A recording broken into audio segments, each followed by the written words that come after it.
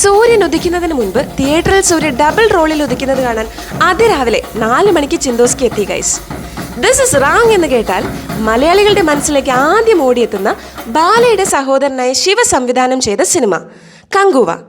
എന്തിരുന്നടേ ഇതിൻ്റെ അർത്ഥമെന്ന് ആദ്യം തോന്നിപ്പോയെങ്കിലും സെർച്ച് ചെയ്ത് നോക്കിയപ്പോൾ the man with power of fire എന്നാണ് പോലും.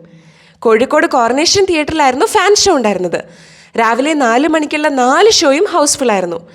തല്ലുമാല സിനിമ എഡിറ്ററായിട്ടുള്ള നിഷാദ് യൂസഫാണ് എഡിറ്റ് ചെയ്തിരിക്കുന്നത്. വെട്രിയാണ് ക്യാമറ. ദേവിശ്രീ പ്രസാദ് ആണ് ഇതിൻ്റെ മ്യൂസിക് ചെയ്തിരിക്കുന്നത്. 300 മുതൽ 350 കോടി വരെ ബഡ്ജറ്റിൽ 3D ആയാണ് സിനിമ റിലീസ് ചെയ്തിരിക്കുന്നത്. ഈ സിനിമയുടെ പ്രമോഷന് വേണ്ടി സൂര്യ കേരളത്തിൽ വന്നപ്പോൾ തന്നെ മനസ്സിൽ ഉറപ്പിച്ചതാണ് ഈ cinema first day first show കാണണമെന്ന്. അങ്ങനെ അതിരാവിലെ ഉറക്കച്ചടവോടുകൂടി വണ്ടിയിൽ പറന്ന് തിയേറ്ററിൽ എത്തിയപ്പോഴാണ് പടം ലോഡായിട്ടില്ല, ലേറ്റ് ആവും എന്ന വിവരം പറയുന്നത്. ഫാൻസൊക്കെ ആകെ ഡെസ്പായി, തിക്കായി, തിരക്കായി. പോലീസ് വന്നു. അവസാനം 5 മണിയോടുകൂടി ആരംഭിച്ചു. യുഗാന്തര ജന്മാന്തരങ്ങളുടെ കഥ പറയുന്ന സൂര്യയുടെ ആദ്യ പുരാണിക സ്കൈ-ഫൈ ആക്ഷൻ സിനിമയാണ് കങ്കുവ.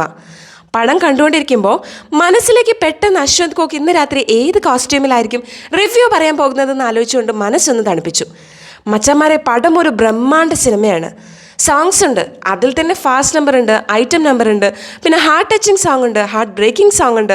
ഫൈറ്റ് ആണെങ്കിൽ മാൻ ആനിമൽ ഉണ്ട്, കൂട്ടത്തല്ലുണ്ട്, ആകാശത്തുള്ള ഫൈറ്റ് ഉണ്ട്, കടലിലുള്ള ഫൈറ്റ് ഉണ്ട്, വിമാനത്തിലുള്ള ഫൈറ്റ് ഉണ്ട്, കണ്ടെയ്നർ ഫൈറ്റ്, പാമ്പൻ അമ്പുകൾ, അങ്ങനെയൊക്കെ ഉണ്ട് കേട്ടോ.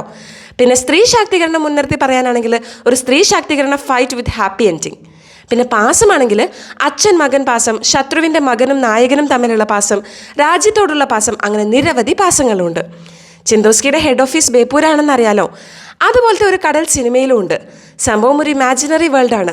കാശ്മീരിലൊക്കെ പോലെ മഞ്ഞ് പെയ്യുന്ന മാമലകളുള്ള ആഴക്കടലുള്ള ആമസോൺ പോലെയുള്ള കൊടും കാടുള്ള വെള്ളച്ചാട്ടമുള്ളൊരു പ്രദേശം. അവിടെയാണ് കഥ നടക്കുന്നത്. പടം കണ്ടു കഴിഞ്ഞതിന് ശേഷം എല്ലാവരും രാജമൗലിനെ പഴിക്കുന്നത് കണ്ടു. ഇയാളാണ് ഇങ്ങനത്തെ ജാതി പടങ്ങളൊക്കെ എടുക്കാൻ സംവിധായകരെ പ്രേരിപ്പിച്ച് കേടാക്കുന്നത് എന്നാണ് ആരൊക്കെയോ പറയുന്നത് കേട്ടത്. എന്തായാലും ഒരു മഗധീര ടച്ച് പടത്തിലുണ്ട് താനും.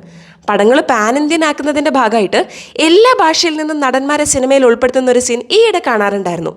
എന്നാൽ ഈ പടത്തിൽ മെരുന്നിന് പോലും ഒരു മലയാളിയെ ഉൾപ്പെടുത്തിയിട്ടില്ല എന്നതാണ് സത്യം. ഇടയ്ക്കിടയ്ക്ക് വരുന്ന കഴുകനും നടന്മാരുടെ അലർച്ചയുമാണ് ഈ പടത്തിൻ്റെ ഒരു മെയിൻ. അതിരാവിലെ പോയതുകൊണ്ട് തന്നെ ചെറിയൊരു ഉറക്കം വരുമ്പോൾ തന്നെ പടത്തിൽ നമ്മൾ ഞെട്ടി ഉണർന്നു പോകും. ശത്രുവിൻ്റെ മോനോടുള്ള പാസം കൂടി ഓൻ്റെ കൂടെ വനവാസത്തിന് പോകുന്നൊരു സീനൊക്കെ കണ്ണു നിറഞ്ഞ് മാത്രമേ നമുക്ക് തിയേറ്ററിൽ കാണാൻ പറ്റുള്ളൂ. വയലൻസിലെ അച്ഛനായിട്ട് വരും കങ്കുവ. 2ാം ഭാഗം 2026 റിലീസ് ചെയ്യുന്ന ഓൾറെഡി വിക്കിപീഡിയ പോലുള്ള പേജുകളിലൊക്കെ വന്നിട്ടുണ്ട്. പടത്തിൻ്റെ ക്ലൈമാക്സിൽ സെക്കൻഡ് പാർട്ടിലേക്കുള്ള ലിങ്ക് ഇടുന്നത് എങ്ങനെയാണെന്നത് പറഞ്ഞാൽ സ്പോയിലർ ആവുന്നതുകൊണ്ട് അത് പറയുന്നില്ല. സൂര്യ ചിരിക്കുമ്പോൾ മൂപ്പരോട് തോന്നുന്നൊരു സ്നേഹമുണ്ടല്ലോ, അതിന് മാത്രം പടം കാണാം. സൂര്യൻ്റെ 6 പാക്കും ബൈസിപ്സും ബോഡിയും കാണാൻ വേണ്ടി മാത്രമാണെങ്കിലും ടിക്കറ്റ് എടുക്കാം. അത്രയ്ക്ക് കിടുവാണ്. ലാസ്റ്റിലേക്ക് ബൈസിപ്സ് ഒരു ടിക്കറ്റ് എന്നൊരു സീനുണ്ട് സാറേ. ഹൗ CGIയും ബോബി ഡിയോളും ഒക്കെ ഡീസൻ്റായി ചെയ്തിട്ടുണ്ട്. യോഗി ബാബുവും കോമഡി ടീമും അത്ര വെറുപ്പിച്ചില്ല. നായികയ്ക്ക് നല്ലൊരു സോങ് ഉള്ളതുകൊണ്ട് അത് വെച്ച് അഡ്ജസ്റ്റ് ചെയ്തു.